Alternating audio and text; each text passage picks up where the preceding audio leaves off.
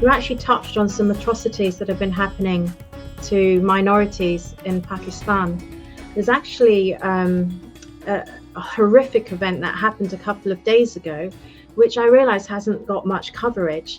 A little girl, 8-year-old little girl, a Hindu girl named Kavita. In Pakistan, she was gang raped by grown men. A little 8-year-old child we're talking about here, gang raped. And when they had finished with her, using a knife, they had gouged her eyes out. The little girl is still bleeding in hospital today. This brings me on to the subject of CAA, Panditji. We have to get every Hindu out of Pakistan ASAP. What is going on? Saloniji, there are a number of really important lessons to be learned here. The first lesson is that nobody can question now the fact that minorities in Pakistan are experiencing genocidal terrorism. And it's targeted and it's based on religious discrimination. This is a self-evident truth. And anybody who has an organization or heads an organization which purports to speak on behalf of humanity and human rights, they really need to consider the record of their interaction with Pakistan, and or perhaps even the lack of interaction with Pakistan. I know that many of them leap to condemn India even on the basis of fragile evidence, and yet they are muted, they are silent. Where are their choruses? Where are their protests? And where are their summoning of ambassadors and people like this? Nothing whatsoever. So there's a lesson for those people who are the, shall we say, custodians of human rights. But there is also a lesson for the Indian government in this scenario.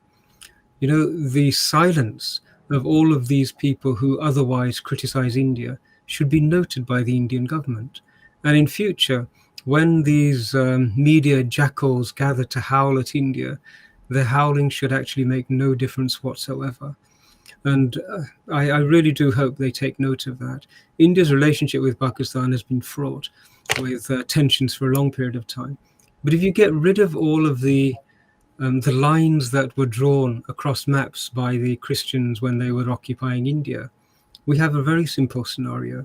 There was that area which was once all Hindu Bharat. And then if you look at the experience of the Hindus in that once Hindu Bharat, they have lost land, they have lost assets, they have lost security, safety, and they have lost family, they have lost community. And so if you look at the losses that have been incurred by the Hindus of India, Greater India, as it was prior to colonial dismemberment, the Hindus have been continuously suffering without any respite for at least 300 years. And those of us who know a bit of history will know that it goes back to almost 1200 years. Yeah. This deserves to be recognized now. The BBC, The Guardian, so many Amnesty International type NGOs, all of whom who criticized India when India spoke about CAA, should really be scratching their heads now and think, I think the young girl's name, was it Kavita? Kavita. And yeah, she's one in a long, long line. This is not just an aberration. This is not just an occasional happening. This is a policy. This is a trend. This is an execution of an understanding and a strategy that's being wreaked upon Hindu girls in Pakistan. And anybody who doesn't recognize that has no credibility whatsoever. And so they really should also take note of that. Shall we say, the quandary for the Indian government will be, should it help Pakistan or not? And I know everybody would want the poor people of Pakistan to receive support.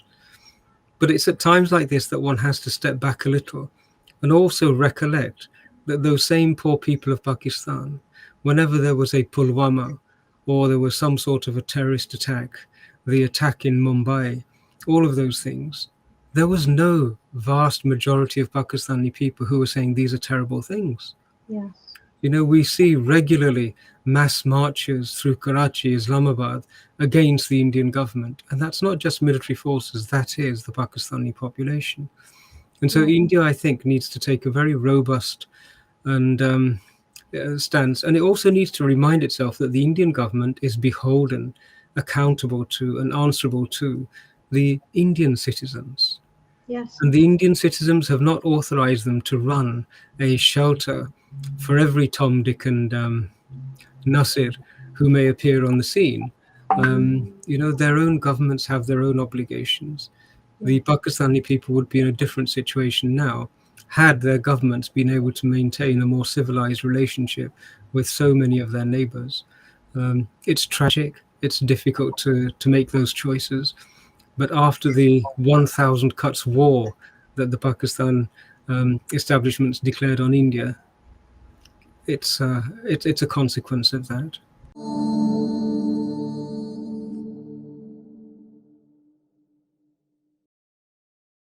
Please remember to subscribe to us and switch on the notifications for this channel.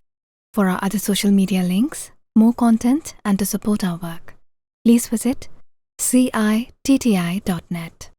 Dhanyavad. Namaskar.